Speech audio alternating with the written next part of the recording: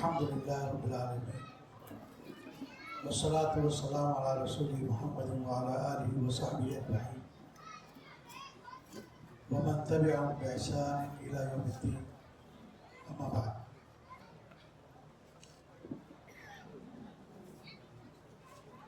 صدر اجلاس، علماء کرام، ذمہ داران جمعیت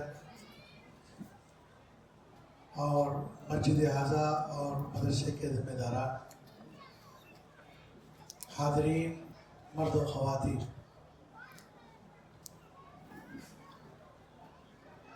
یہ آج کا پروگرام اصل میں مکتب کے بچوں کا اپنا مظاہرہ تھا جو آپ نے سنا اور طلباء میں طالبات میں انعامات بھی تقسیم کیے گئے.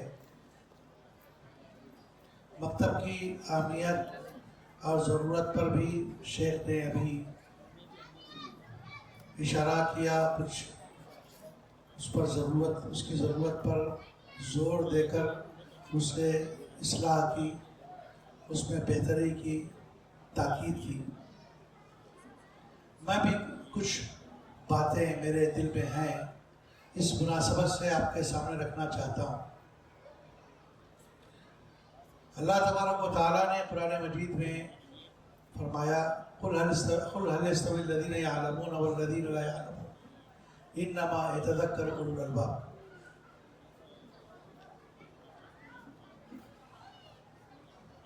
محترم حاضرین، آپ یہ بات اچھی طریقے سے جانتے ہیں کہ نبی کریم صلی اللہ علیہ وسلم کی بعثت سے پہلے دنیا کی کیا حالت تھی، معاشرہ اور سماج کس ڈگر پر تھا. عقیدہ اور عمل کے اعتبار سے کوئی ایسی برائی اور کوئی ایسی خرابی باقی نہیں تھی جو اس معاشرے میں موجود نہ رہی ہو. جرائم عام تھے،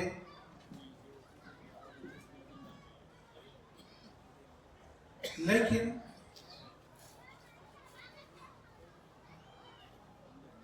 ترقی اور جدید وسائل کا اس وقت تصور بھی نہیں تھا. اب تھوڑی دیر کے لیے آج سے 1450 سال پہلے کی جو دنیا ہے اس دنیا کا تصور کیجیے اور اس کو ذہن میں رکھ کر آج کی دنیا کا اس سے موازنہ کیجیے. ماضی اور حال کا تقابل کیجیے تو آپ کو یہ معلوم ہوگا، آپ کو یہ بات سمجھ میں آئے گی کہ وہ کوئی اور دنیا تھی اور آج کی دنیا کا نقشہ اس سے بالکل الگ ہے. جدید ترقی نے اور وسائل کی فراہمی نے دنیا کو بالکل بدل دیا ہے، فاصلوں کو بالکل گھٹا دیا ہے. جو سفر اس زمانے میں مہینوں میں ہوا کرتا تھا آج گھنٹوں کی بات ہے. اور خبروں کی ترسیل جو ایک مشکل معاملہ تھا، معمولی فاصلوں کی وجہ سے ہم لوگوں سے باخبر نہیں ہوا کرتے تھے، لیکن آج وہ چیز بالکل آسان ہو گئی ہے کہ ہم دنیا میں رونما ہونے والا ایک واقعہ ہم گھر بیٹھے بآسانی دیکھ سکتے ہیں، اس کا مشاہدہ کر سکتے ہیں، بلکہ یہاں تک بھی ہے کہ ہم اس پر اپنا رد عمل بھی دے سکتے ہیں. یہ دنیا کی ترقی، یہ تیز رفتاری دیکھ کر، انسان کی اس ترقی کو دیکھ کر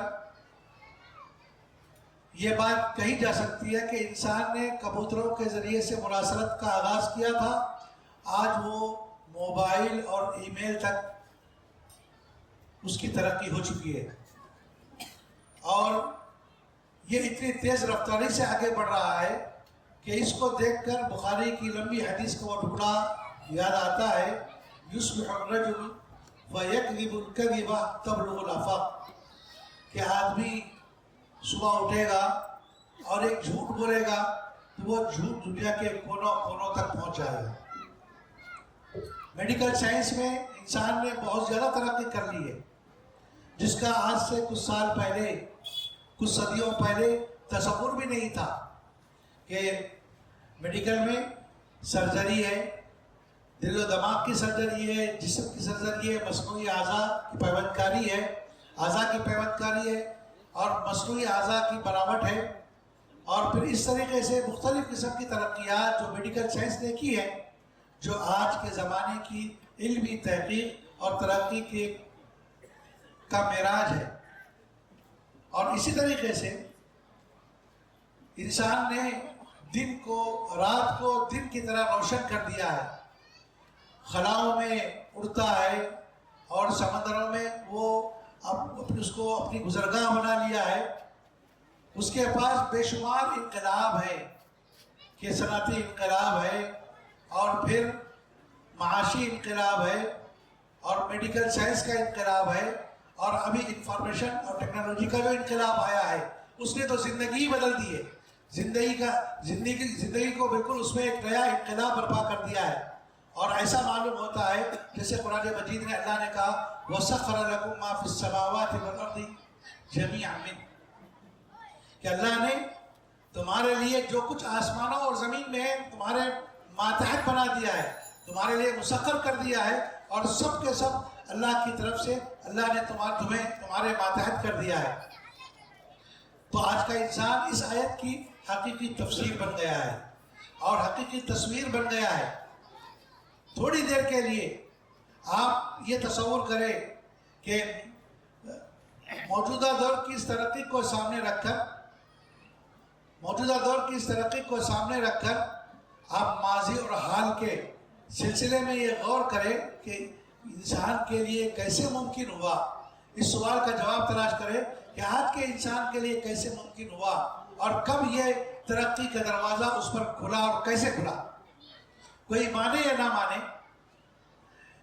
اس ساری تحقیق و ترقی کا راز اور اس علم و فن کی ترقی کی بنیاد وہ رب العالمین کی پہلی وحی کا پہلا حکم اقرا ہے، کہ اللہ تبارک و تعالیٰ نے پہلی وحی میں پہلا حکم دیا اقرا بسم ربک الذی خلق۔ رب کا یہ فرمان اقرا پڑھو، یہ اس ساری ترقی کی بنیاد ہے، اس ساری تحقیق کی بنیاد ہے کہ انسان جب یہ دنیا ضلال مبین میں مبتلا تھی تو نبی کریم صلی اللہ علیہ وسلم پر اس کا نسخہ شفا نازل ہوا، اور وہ نسخہ شفا توحید کے حکم سے نہیں تھا، نماز پڑھنے کے حکم سے نہیں تھا، اور نہ کسی اور دیگر حکم کی شکل میں نہیں تھا، بلکہ وہ حکم پڑھنے کے حکم سے تھا کہ اللہ تعالیٰ کا اقرا پڑھو۔ تو گویا کہ اللہ تعالیٰ نے ہمیں یہ سمجھانا چاہا کہ ہر دنیا کی ترقی و تعمیر، تینوں دنیا کی ہر ترقی کا راز علم میں ہے، تعلیم میں ہے، پڑھنے اور لکھنے میں ہے، تحقیق اور جستجو کرنے میں ہے، کہ آدمی پڑھے گا لکھے گا تو دینی اعتبار سے بھی ترقی کرے گا، دنیاوی اعتبار سے بھی ترقی کرے گا۔ اور پھر اللہ تعالیٰ نے قرآن مجید میں فرمایا انما یخشی اللہ من عبادہ العلماء، کہ علماء ہی اللہ تعالیٰ سے ڈرتے ہیں۔ خشیت الہی حقیقت میں انسانی تشکیل کی بنیاد ہے، انسانی کردار کی تشکیل کی بنیاد ہے، کہ جس آدمی کے اندر جتنا اللہ کا ڈر ہوگا، اللہ کی خشیت ہوگی، وہ اتنا زیادہ مہذب بہترین انسان ہوگا، کامل انسان ہوگا، اور پھر وہ اللہ تعالیٰ سے ڈرنے والا ہوگا۔ اور یہ جو کائنات کی ترقی ہے، اور یہ انسان جو اقرا کے ذریعے سے اللہ کی اس وحی کو لے کر کے پڑھنے لکھنے لگا، تو نبی کریم صلی اللہ علیہ وسلم نے، اور شریعت کے احکام پر غور کیجئے کہ اللہ تبارک و تعالیٰ نے ہمیں علم کی فضیلت معمولی الفاظ میں، سادے الفاظ میں بتایا قُلْ هَلْ يَسْتَوِي الَّذِينَ يَعْلَمُونَ وَالَّذِينَ لَا يَعْلَمُونَ۔ آپ کہیے کیا جاننے والے اور نہ جاننے والے برابر ہو سکتے ہیں؟ عالم اور جاہل برابر نہیں ہو سکتے، بلکہ اہل علم کا، اہل ایمان کا درجہ بلند ہوگا. فرمایا یرفع اللہ الذین آمنوا منکم والذین اوتوا العلم درجات. تو اہل علم کا درجہ بلند ہوگا. اور نبی کریم صلی اللہ علیہ وسلم نے بھی علم کی فضیلت، علم کی اہمیت کو سمجھاتے ہوئے اور یہ بتاتے ہوئے کہ علم ہر انسان کے لیے، ہر مسلمان کے لیے ضروری ہے. فرمایا طلب العلم فریضۃ علی کل مسلم، کہ علم کا حاصل کرنا ہر مسلمان پر فرض ہے. اس کی تشریح میں یہ بات کہی جاتی ہے کہ پورے دین پر اجمالی طور پر ایمان لانا یہ ہر مسلمان کے لیے ضروری ہے، اور تفصیلی علم یہ فرض کفایہ ہے. لیکن ہر مسلمان کے لیے اتنا علم کا جاننا، اتنا علم حاصل کرنا ضروری ہے جتنے کی اس کو ضرورت ہے، جتنے کی اس کی اہمیت ہے. اور جو چیز اس پر فرض کی گئی ہے، لہذا اگر آپ پر نماز فرض ہے، نماز ہر شخص پر فرض ہے، تو لہذا نماز کا سیکھنا یہ ہر مسلمان کے لیے ضروری ہے. مرد کے لیے بھی ضروری ہے، عورت کے لیے بھی ضروری ہے. اگر آپ تاجر پیشہ ہیں تو تجارت کے اصول کا جاننا آپ کے لیے ضروری ہے. الغرض وہ علم، جو علم آپ کے لیے ضروری ہے اس دنیا میں رہتے ہوئے، دنیا مسلمان بن کر رہنے کے لیے، تو اس علم کا حاصل کرنا آپ کے لیے ضروری ہے. اور نبی کریم صلی اللہ علیہ وسلم کی ان ارشادات کا، ان تعلیمات کا نتیجہ یہ نکلا کہ وہ قوم جو انتہائی بگڑی ہوئی قوم تھی، دیکھتے ہی دیکھتے دنیا کی مہذب ترین قوم بن گئی. اور جہاں جہاں صحابہ کی یہ جماعت گئی، انہوں نے ملکوں کے ساتھ ساتھ دلوں کو بھی فتح کیا اور لوگوں کو علم و تحقیق کا راستہ بتا دیا. لہذا مسلمانوں میں بہت ہی قلیل عرصے میں مفسرین کی جماعت بھی ہے، محدثین کی جماعت بھی ہے، فقہا بھی ہے، اور علم و ادب کے، بلاغت کے علماء بھی آپ کو ملیں گے. یہ اصل میں نبی کی تعلیم کا اور نبی کی تربیت کا یہ نتیجہ تھا کہ مختصر سی کے وقت میں یہ دنیا علم و تحقیق کے عروج پر پہنچ گئی. یہ ایک رخ ہے کہ جو ہے جب تک مسلمان علم سے جڑے رہے، کتاب و سنت سے جڑے رہے، تو وہ ترقی پر رہے اور دنیا پر ان کی حکومت رہی. بقول مغربی مورخین کے کہ مسلمانوں نے علم و فنون کے میدان میں 800 سال تک حکومت کی ہے. لیکن